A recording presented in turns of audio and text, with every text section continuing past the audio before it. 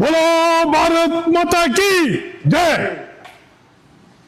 ಬಿಹಾರಲ್ಲಿ ಭರತ್ ತಿವಾರಿ ಅಂತ ಜನಗಳ ಪರವಾಗಿ ದನಿ ಎತ್ತಾ ಇದ್ರು ಯುವಕರು. ಭರತ್ ತಿವಾರಿ ಅವ್ರನ್ನ ಈ ನಾಲಾಯಕ್ ಪೊಲೀಸ್, ನಾಲಾಯಕ್ ತಲೆ ಹಿಡ್ಕ ಪೊಲೀಸ್, ಅಂದಿ ನನ್ನ ಮಗ ಅಂದಿಗೆ ಹುಟ್ಟಿರೋ ಪೊಲೀಸ್ ಎನ್ಕೌಂಟರ್ ಮಾಡಿದ್ದಾನೆ. ಒಳ್ಳೇದು ಮಾಡಿ ಅವನಿಗೆ ಎನ್ಕೌಂಟರ್ ಮಾಡ್ತಾನೆ. ಅವನ್ ಗನ್ನೆಲ್ಲ ಕೊಟ್ಬಿಟ್ಟ, ಸರೆಂಡರ್ ಆಗ್ಬಿಟ್ಟ. ಸ್ವಾಮಿ, ನಾನು ಜನಗಳಿಗೋಸ್ಕರ ನಾನು ಅವಾಜ್ ತೆಗಿತಾ ಇದ್ದೀನಿ, ವಾಯ್ಸ್ ಕೊಡ್ತಾ ಇದ್ದೀನಿ, ನಮ್ಮ ಜನಗಳಿಗೆ ಅನ್ಯಾಯ ಆಗ್ತಾ ಇದೆ.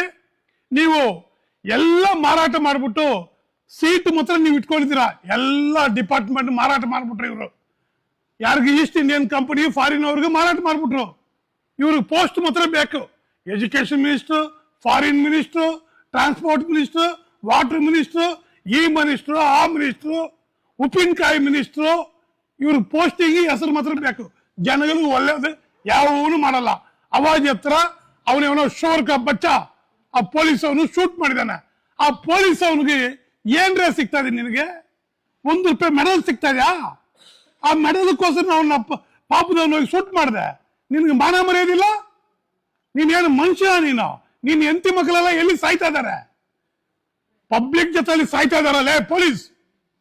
ಪಬ್ಲಿಕ್ ಜೊತೆಲಿ ನಿನ್ ಮಕ್ಕಳು, ನೀನ್ ಹೆಂಡತಿ, ನಿನ್ ಅಮ್ಮ ಅಪ್ಪ ಪಬ್ಲಿಕ್ ಜೊತೆಲಿ ಕಷ್ಟ ಪಡ್ತಾ ಇದಾರೆ, ಸಾಯ್ತಾ ಇದಾರೆ.